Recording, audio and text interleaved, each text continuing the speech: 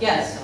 Okay, a little bit after my husband and I did a kind of a run through, and we set the timer, and I did it, we took turns, so I did it, he didn't know when it was going to go off, and we pretended when it went off it was an earthquake.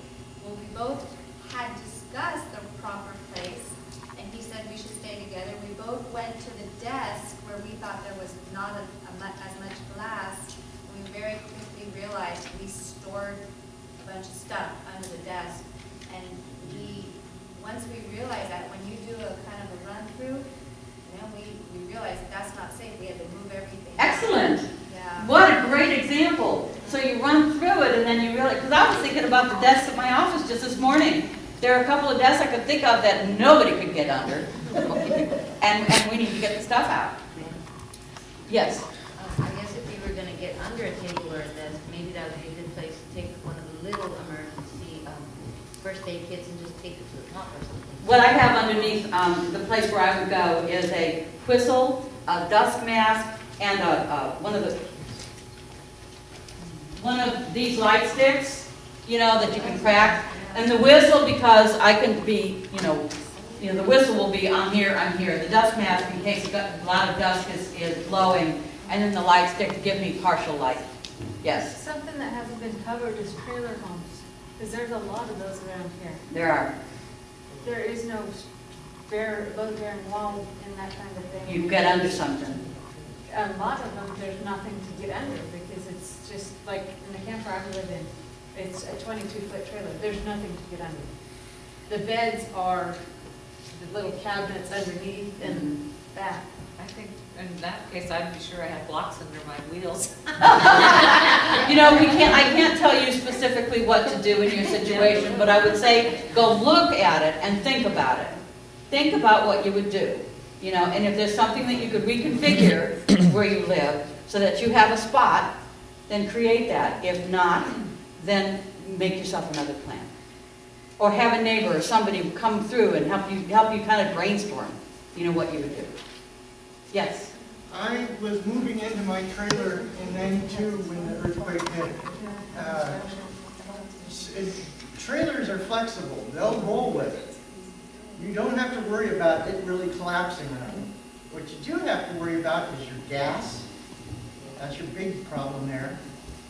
And things coming off the walls like you would in any house. But as far as collapsing or anything, trailers really don't have that much up here. It just flexes and rolls with it. So that's where dropping and covering, even if you can't, if you can't get under anything, drop, cover. When I was in Safeway, I wasn't under anything. I was next to something dropped and covered, but next to something solid. Did you have a question? Yeah, I lived in trailers most of my life when I was growing up, and my first thing my parents told me to go to the bathroom and get the bathtub. Go in the bathroom and get the bathtub. Sounds like they've been through a few tornadoes in their lives. Hurricanes and earthquakes. Gotcha. That might be the place to go. I wanted to take a couple of minutes, and are there any other questions to talk about? Okay. What about under a stairwell? I have a closet underneath the stairs in my front room. The kitchen has a big glass window by my table. The front room has 4 6-foot shelves, although they're just full of... I would double check and see if how sturdy that stairwell is before I would choose it. How would I know? It seems to be a supporting wall. If it's a supporting wall, it probably is okay. Well, that would be better than a staircase. Yeah, I'm just worried about the stairs above you falling. Have somebody take a look at it. There's no way I can know right now. Yeah. But this is what we do when we prepare. If we've got questions like that, if we don't know the answer, check it out, see what you think. If you don't know the answer, then see if you can get somebody else, who knows a little bit about construction to help you with that. I can also drag my table. I mean, I could drag it 5 feet more away from the window. If that'll work for you, that would be great. It would be very easy to do. So just for some people, it's going to be really easy to think about where you're going to go, and other people, you're going to have to plan for it. And if it's the earthquake where we can't stand up, okay, if it's the one where we can't get anyway, drop and cover. Just drop and cover. Don't, be trying to walk around and just fall, because you can really get injured that way.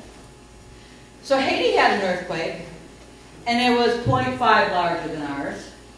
And that's an incredible, first off, that's a big difference. It may not look like a big difference, but it is a big difference.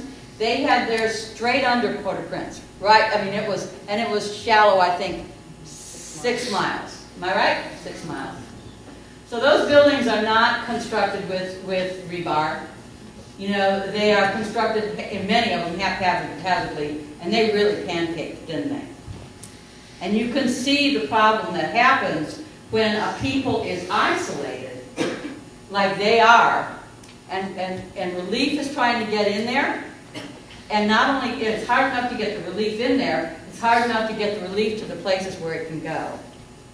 I know in the '64 flood, when I wasn't here, but I've seen a lot of pictures, and there were people airlifting stuff to folks in the inner parts of Humboldt County because they couldn't get to them. Do you think that happened 3 days after the flood? No, it took a couple of weeks at least.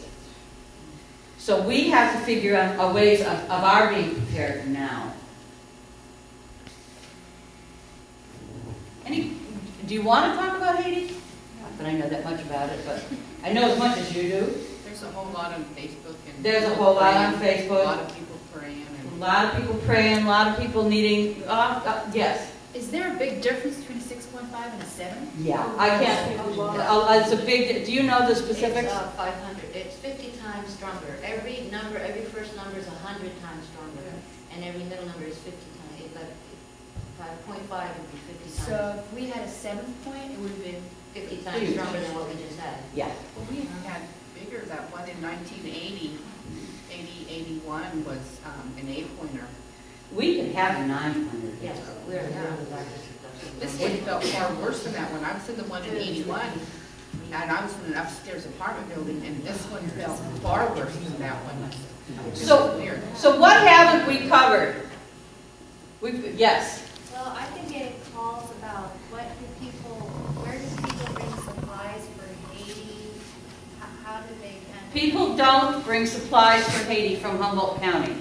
All of the relief organizations, including the Red Cross, are only taking money at this point because there are people strategically picking out what supplies that are needed and getting them over there. And that's true for the Red Cross, Doctors Without Borders, Salvation Army, as far as I know. I haven't heard of anybody specifically sending anything off. There may be, if you hear of, say for instance of Costco, and I don't know if anybody here is from Costco, I don't mean to be picking on them. But say for instance Costco wanted to send 20 pallets of water. That's palletized stuff that has never been used, and what I would do if they called me, I would give them the American National Red Cross phone number so that could be worked out. But it costs a lot to transport stuff from this side of the country to that side. So I don't know. It depends on how much they would need it, whether they would take it.